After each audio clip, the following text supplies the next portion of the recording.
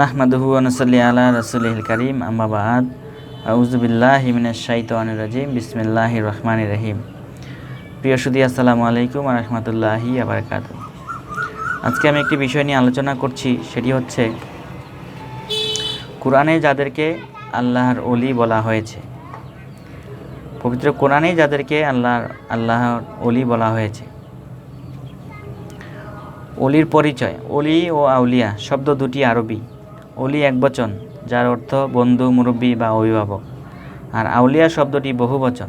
পবিত্র কোরআনুল কারিমে একাধিক স্থানে ওলি ও আউলিয়া শব্দের ব্যবহার করা হয়েছে, তুলে ধরা হয়েছে তাদের পরিচয়। আবার যেসব গুণের কল্যাণে একজন মানুষ ওলিতে পরিণত হয় তাও সুস্পষ্ট ঘোষণা করা হয়েছে। তো কাজেই আল্লাহ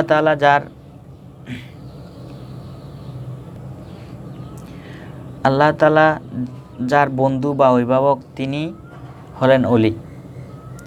আর ওলি আউলিয়াদের উপর মহান আল্লাহ সব সময় সন্তুষ্ট থাকেন। যারা ওলি তারাও মহান আল্লাহর বিধিবিধান পালনে থাকেন একনিষ্ঠ। কোরআনুল কারিমে ওলিদের ব্যাপারে বলা হয়েছে, সাবধান, জেনে রেখো, যারা আল্লাহর বন্ধু তাদের না কোনো ভয়ভীতি আছে আর না তারা চিন্তিত হবে।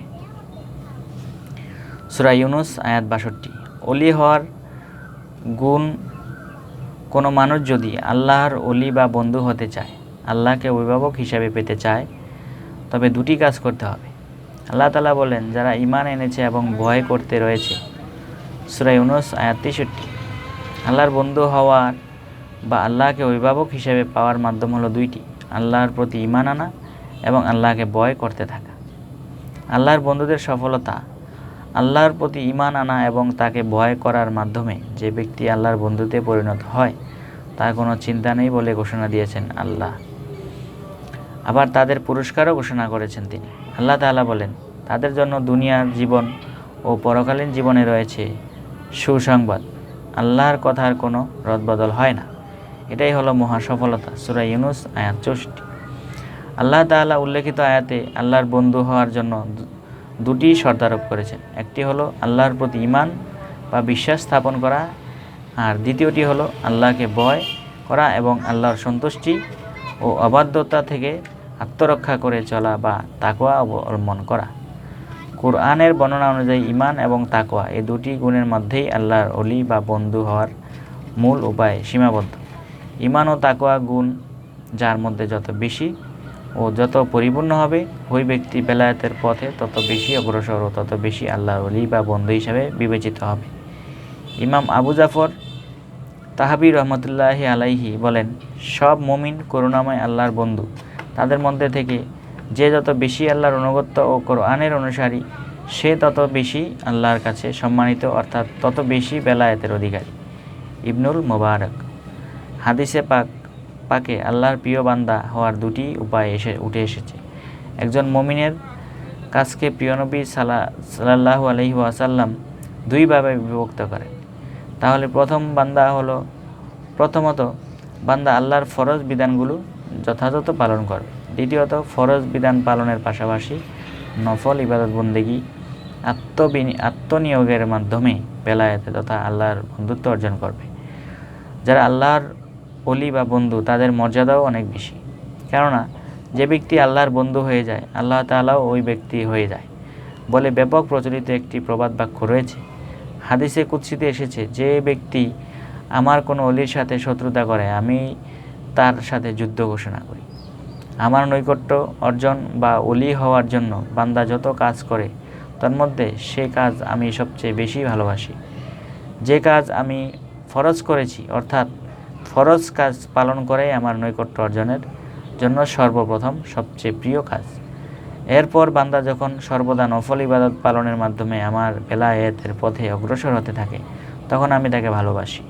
আর যখন আমি তাকে ভালোবাসি, তখন আমি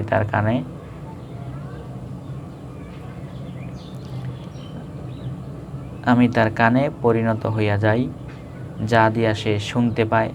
আমি তার চোখ হয়ে যাই, যা দিয়া সে দেখতে পায়। আমি তার হাত হয়ে যাই, যা দ্বারা সে ধরে বা আঘাত করে, এবং আমি তার পা হয়ে যাই, যা দ্বারা সে হাঁটে।